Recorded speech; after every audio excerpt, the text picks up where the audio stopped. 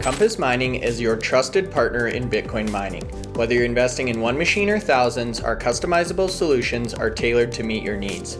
We are your experts in Bitcoin mining, offering a platform where individuals and businesses can purchase hardware, host machines, and access a range of ancillary Bitcoin mining services. We also specialize in large-scale site development and data center operations. Discover more at compassmining.io and see how we can power your success today.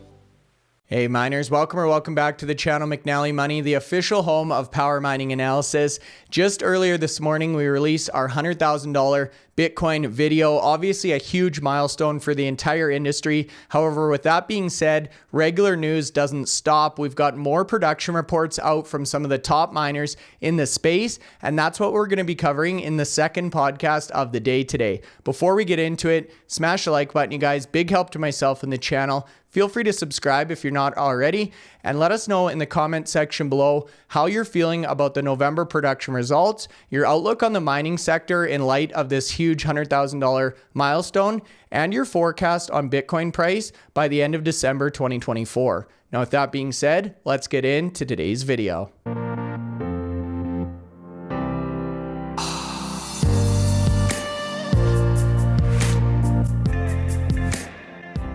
All right, Anthony, back by popular demand, the second podcast of the day here. Very busy week in the mining sector. Obviously, this morning's podcast covers Bitcoin's historic or meteoric rise to the $100,000 US milestone. However, there were additional production reports coming out this morning as well for the month of November from Bitdeer and CORZ. So we wanted to talk through our mid-morning market update, the miner response to this big move in the price of Bitcoin, and of course, production reports from these top miners. So Anthony, been a few hours since the first podcast. The market has cooled off a little bit. Bitcoin's now hovering in the $101,000 range US. What do you make of this big run and now kind of the calm after the storm, so to speak? It's been an interesting day. It was great to wake up and see that price this morning. The expectation and the mining. So bear in mind, a lot of markets now are literally 24/7. So the mining stock prices were changing as the Bitcoin price went through the 100,000 and got to 103, close to 104,000. And at that time in the morning in UK time, which was probably about between 3 and 4 a.m., we saw the mining companies really lift off. However, since that point in time, and as we got closer to the market opening, we've seen a bit of a pullback with the miners. So first thing this morning, everything was green, and we're seeing a bit of a mixed bag now. But the Bitcoin price still holding over the 100 threshold. And bear in mind, we talked about, maybe there was a load of sell positions in place for it when it reached 100, but it literally went straight through 100 all the way up to 103,000. So yesterday from 95 within the space of 10 hours, it had increased by $8,000, which is, close to 10% of the Bitcoin price. Yeah, just incredible. I actually take a picture on my Instagram in Canadian dollars every time Bitcoin crosses $1,000 interval. And it was going up so quickly, I wasn't even able to get the pictures and post them by the time it had gone up another 1,000 in our... You must have about 250 of those pictures, by the way, have you? In our play money. Yeah, I've a couple thousand of them now, Anthony. They're just incredible. Anyhow, it's interesting you bring up the after hours trading because I too watch the after hours charts. I was actually looking at DR Lewis posted some good pictures and they seem to be perfectly correlated with Bitcoin. Every time Bitcoin's up after hours, the miners move in unison. However, as soon as America comes online, something to do with this option availability, option strategy, short selling, they just seem to wreak havoc. It almost seems the miners end up reacting the inverse of whatever the overnight or aftermarket trading shows. So a very interesting, I guess, observation or lack of correlation there. Now, we mentioned Bitdeer as a strong standout candidate. I think we've brought them up every day this week, Anthony, in relation to share price appreciation, the seal miner, something cool going on at Bitdeer. They're continuing to lead the pack today in terms of percentage gain, and they just came out with their production report. Yeah, and a reasonably good production report it was. And I mean, they mined 150 Bitcoin. The key thing for me this month with Bitdeer's update was the fact that they are now starting to HODL Bitcoin, and they've managed to acquire, a HODL of about 443 coins, which is, valued at about $42 million based on the closing price at the end of November, which was about 96,000. So it's a day's price. There's another 5,000 increase on that times the 443 coins. So there's another 2 million to be added to that price there. So, heading towards 45 million, the HODL strategy there. It was 372 in October. They just haven't been providing that data in their previous updates, but I think they've now seen what all the other miners are doing, and they're starting to provide extra data.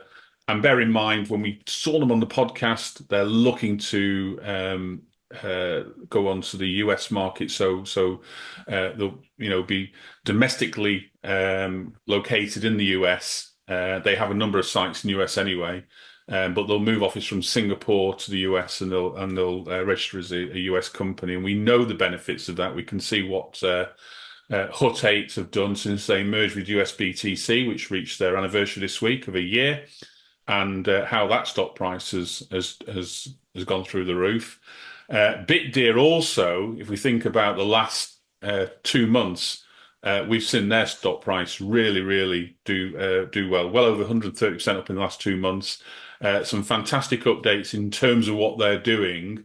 I saw a tweet today from somebody saying, the hash rate's only 8.2. Why are they valued, close to the same valuation as IREN?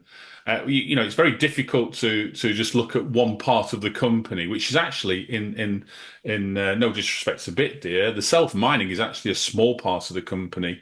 They have a bigger hosting business. They also have cloud hash rate. They make their own machines, which none of the miners do at the moment. They've started, their HPC models, and they're going to ramp up those. And they've got one of the largest global electrical capacities of any of the miners, over 2.5 gigawatts of power available. And these are at sites, most of these sites now that are actually in progress. So these are not pieces of land that they've got options on. A lot of these sites, like the ones in Norway, in Ohio, in Bhutan, and the Rockdale facility, are all in planning and expected to complete it during 2025 and early 2026. And they've got a further site, the Clarington Phase 2, which is awaiting approval. That's 304 megawatts. But you could turn around and say 2.2 gigawatts of power is being physically developed as we speak. It's a good update from Bitdeer today. They've been fairly consistent in terms of their mining. They put out a good update, so they have all the information there. You've got to spend quite a bit of time going through their updates. There's a lot of information available for you. They list every site. They list what the state of every site, what the capacity of every site. So have a look at their updates. It's certainly worth a read. And a lot of miners are doing the same as well now, compared to what they were 3 years ago, when it was literally 2 lines for an update. We're now seeing War and Peace in certain parts. Probably arguably, there's too much, because you've got to then spend 30 minutes or, close to an hour going through all the data and finding out, all the useful bits to include in your updates. So, hats off to Bitdeer. Another good update. Compass Mining makes Bitcoin mining accessible to everyone. Start mining in as little as 48 hours with our turnkey hardware, online and mining directly to your Bitcoin wallet within 2 business days. Find out more at compassmining.io and get started now. That's why we have you here, Anthony, to go through those updates for us and find all the details. I knew you were going to do the War and Peace joke too. I was even going to bring it up if you didn't mention it, but I guess we hang out too much. Now, 2 things about Bitdeer that are interesting to me. You talk about self-mining versus hosting. Some of their hosting contracts, and jump in here with any details you want, Anthony. The way I understand these, they've actually got the option to convert those to self-mining if and when they wish. So that could be a huge benefit going into this bull market. When do you think we may start to see that? I would have thought maybe by the $100,000 milestone, we might start seeing some conversions. What are your thoughts there? Well, you raise a good point, but you've also got to remember if you're going to give notice on your host companies, you've got to make sure you've got enough machines to fill that gap. So we know at the moment, Bitdeer are producing their own machines. They've got about 3.7 exahash currently in production, of which zero point 0.1 exahash is already powered on. So they've already got a number of machines now, zero point 0.1 exahash, actually physically up and running. They've got another zero point 0.4 exahash that have been delivered and are ready to be installed at sites. They've got a further zero point 0.3 exahash in transit and 2.6 exahash currently in production. So their plan was to get this close to 3.7 exahash by the end of the year. And hopefully we'll see them get close to that when we get their December update in about 3 or 4 weeks' time.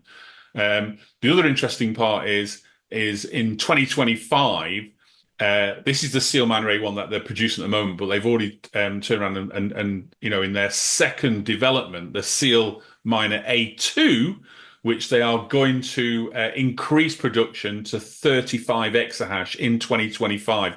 Now, it was originally 18 exahash, but they're going to increase to 35. And one of the reasons they're doing this is they've had such a demand by external customers who've already reserved 30,000 units of these machines. That's about 7 exahash of the Seal Miner A2. And so, this is just maybe the start. I mean, dependent on the market conditions, this number could increase significantly. And that's amazing for effectively, a company's come out with a machine that they've developed over this last year or so to get 30,000 units of sale there. And that will give them, again, that's another revenue stream into the company and probably a really good margin as they're producing them in-house. Yeah, most definitely. And we all know the history with Bitdeer, so no surprise that they're able to hit the ground running with that R&D development. The other comment there, Anthony, you mentioned the market cap of Bitdeer, the fact that self-mining is only a small component. Don't sleep on the production side of Bitdeer, you guys. The rigs themselves, I believe you said Bitmain, a private company, has a larger market cap than all of the miners combined, or at least prior to this most recent run. So the actual production of these mining rigs is an extremely valuable part of the ecosystem as well. It is, and what we mustn't forget is, I mean, Bitmain are the established market leader. I think they produce some in the region of maybe 80 and 90% of all machines. So for any new entrants coming on the market, there is challenges. However, the one thing we can say about Bitdeer is the fact that, Bitdeer were formerly Bitmain. And so a lot of the team who were previously Bitmain have moved into the Bitdeer, especially the R&D. We've got 50 people in R&D, producing these new wafers for the new Seal Miner rigs. They've already physically completed 3 generations of rigs already in the first year. Now, normally you'd expect 1 per year because it takes a lot of time, effort, and technology to actually get these to a system. But they've already done 3 in the first year, so you can see that they've got that knowledge from previous to help them get that way. And the efficiency of these machines is certainly knocking on the door with some of the best machines that Bitmain also produce. So, we're seeing results that are coming through now that speak very favorably to the likes of Bitmain and probably beating the likes of MicroBT and Canaan in terms of their efficiency. So expect bigger things in 2025 from Bitdeer. And the market obviously look at that because their share price has done really well over the last couple of months. It certainly has. I was going to say exactly that. Now, moving along to Core Scientific, this is another one we talk about extensively on the channel. A great update, in my opinion, Anthony, 314 Bitcoin, but keep in mind they're retrofitting a lot of these data centers, moving machines around, replacing machines, powering up and down as they complete the construction process here. So I thought a very strong month, and Core Scientific, in terms of share price as well, we've talked about the anchor of the portfolio in terms of Bitcoin volatility continuing to perform very well here. Yeah, I mean, it's, one thing about Core Scientific, one word you could associate with them is this consistency. Nobody has produced more Bitcoin since, the public miners came into existence than Core Scientific. They're massively ahead of everyone else. I think the last time I looked, they were at least 10,000 Bitcoin ahead of Marathon Digital, who are in second place. So they've got a lot of experience in this business. Prior to that, they were also doing Ethereum mining with the likes of, their current partner, CoreWeave. So CoreWeave are an Ethereum miner. Core Scientific were hosting their GPUs in their facilities, hence that strong connection there. But yeah, November, 314 Bitcoin. Their hash rates come down slightly. So what you're seeing there is you're seeing two things. You're seeing machines taken offline, maybe some of the less efficient machines taken offline, because it was 19.7 hash rate last month there. And also the deployed fleet, they had 169,000 miners doing self-mining last month, and now they've got 165,000. So 2% of the mining fleet's been reduced there. The efficiency stayed the same. And what we've also noticed with Core Scientific, they haven't provided all the information, but they are not selling all the Bitcoin they're mining. So they actually sold 272 Bitcoin. They produced 314 Bitcoin, but they also get paid from their hosting contracts in Bitcoin as well. So we'll reach out to Core Scientific, see if we can get that information put into their next update, so we can start then collectively looking at what they're physically doing with their treasury, what the total HODL is, how many they're selling on a regular basis. So, it's great to see two companies that previously were selling Bitcoin, and Core Scientific had to sell Bitcoin within 10 days, having come out of Chapter 11. That was one of the conditions when they had a significant amount of debt on the balance sheet. Them days have changed. They've now reduced all that debt that was causing the caveats to their position. And, if I look at the share price, no share price this year has increased with such size than Core Scientific's over 400% since they came out of Chapter 11 on the 23rd of January.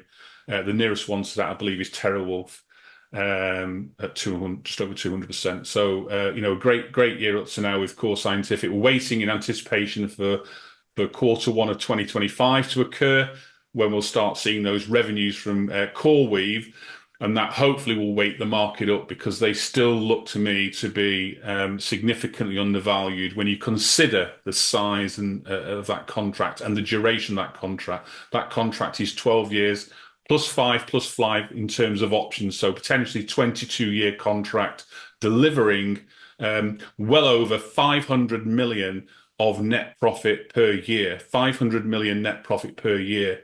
I don't think any of these mining companies have delivered 500 million profit in all the years they've been public. So this is an absolute monster of a contract. And we'll see what the next one comes out with. We know that TeraWulf are probably close to highlighting their contract. Hut 8 have highlighted that they're close to signing a contract for 430 megawatts, which is a similar size to what Core Scientific have gotten at the moment. And then you have IREN, who also are looking to partner. Let's see what those contracts come out with. But Core Scientific at the moment have got something in writing, delivering on that refurbishment. Income starts coming in Q1 of 2025. So, expecting a really good rally next year. As am I. Should be a very exciting year for the miners, specifically the HPC AI players. Great you brought up the addition of these new HODLs, or strategic Bitcoin reserves, to the company balance sheet, Anthony. I will be very surprised if all of the Bitcoin miners do not adopt a HODL strategy at some point, especially as we see mainstream companies that have nothing to do with Bitcoin, like Microsoft, for example, starting to consider this strategy. I just don't see why these companies would hold cash over Bitcoin if they have a long-term bullish outlook on Bitcoin. But again, time will tell. Anthony, that wraps it up for today. I'll kick it back for any closing thoughts. A historic day on the calendar, December 5th, Thursday, 2024, the first day we woke up to Bitcoin at $100,000 US.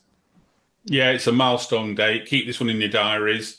I'm just trying to think myself now, what's the next target we should be thinking about? Do we look for 7 figures? Or do we be a little bit more realistic and say, when are we going to hit 125, 150,000? Because I think that those latter numbers will come with great speed and agility early in 2025. But yeah, I mean, listening to the people that, the managers with significant amounts of Bitcoin in their portfolios, they're coming out and saying this is not unrealistic to get to $1 million in the next 6 or 7 years. So we'll keep an eye out for those increases. But yeah, a momentous day for Bitcoin, and great to get a podcast out there highlighting it. Yeah, it certainly is. $1 million by the end of the decade seems to be the consensus. Now, Anthony, I think we made a deal we'd be getting $100,000 Bitcoin tattoos today, didn't we? Yes. So I'm gonna head out, go get my forehead tattoo. I'll see you back here tomorrow, you guys. If you're still watching, hit the like button. Feel free to subscribe. Congratulations on the Bitcoin milestone. Don't worry about the Bitcoin miners. Take advantage of this opportunity while Bitcoin's going up. Miners are going down. Seems like a good trade to me. Talk to you soon. We'll see you here tomorrow.